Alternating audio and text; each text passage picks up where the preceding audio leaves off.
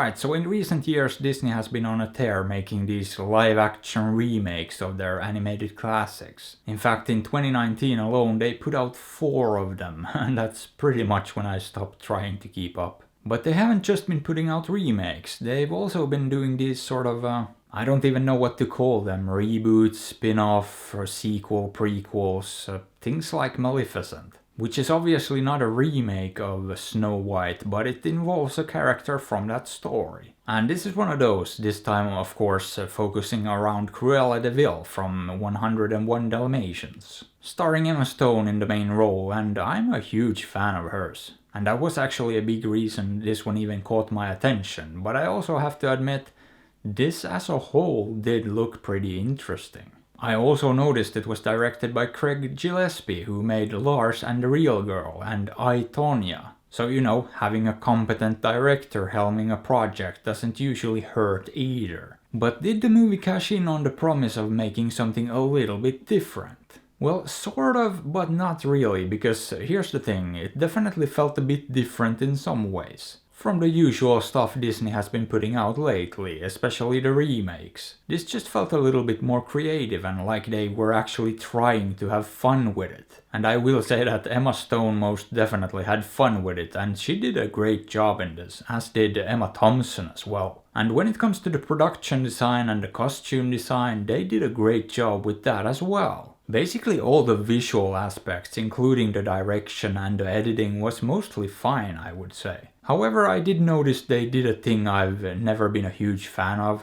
As much as they did use a lot of actual real sets, they also relied quite heavily on CGI. And the one thing that always sticks out to me in movies is when they do impossible camera movements. Just shots you know aren't possible, which subconsciously just tells you it's made on a computer. And they do quite a few of those in this, and that just always takes me out of it. Also, did the dogs really need to be CGI? I don't know, but they are sort of in this uncanny valley area, where they look pretty convincing a lot of the time, but there's just something off and it's a little bit unsettling. So yeah, I wasn't the biggest fan of how they utilized computer effects in this. Now when it comes to the story here, I think it actually worked perfectly well. I mean, it's a bit of a The Devil Wears Prada inspired story, but at the same time it did do its own thing. The main story starts off fairly similar, but then forges its own path, and definitely I wouldn't call this a rip-off by any means. And the story essentially follows Cruella as a girl, and then as a young woman, as she starts attempting to make a career in fashion design, and as far as the origin story goes, for a villain in a movie that came out ages ago, I honestly think they did a pretty good job here. Like, it genuinely goes into what made her who she is, and most of that worked. Although she doesn't really turn into the character she is in the original movie. But I also think the pacing of the story worked surprisingly well for a movie that's over 2 hours long. Because I was actually really tired when I watched this, but it still didn't feel all that long. So all in all, on most fundamental levels, I think this movie actually works. I even found a lot of the humor to work, especially the stuff involving Paul Walter Hauser's character. But as punk rock and wild as the movie tries to be, it's sort of a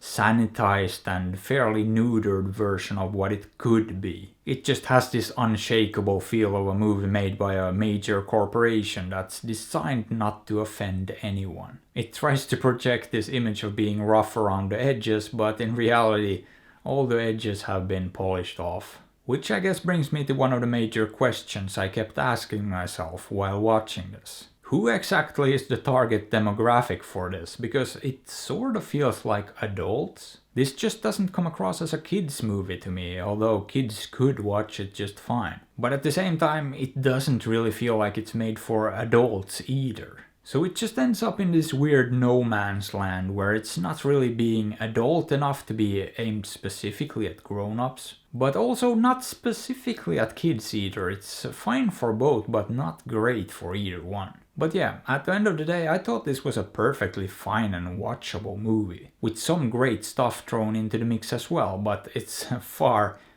from my favorite movie of the year. And as a result, I'm feeling like giving this one a very low 6. Boop. But I would still probably recommend it if it sounds interesting to you. It's not a bad movie by any means, and I could see some people liking it a lot more than I did. So maybe give it a chance, or maybe don't. After all, I'm not your dad. But hey, what are your thoughts on this? Have you seen it? Did you like it? Let me know. And if you enjoyed the video, maybe give it a thumbs up or sub to the channel, because that would be fantastic.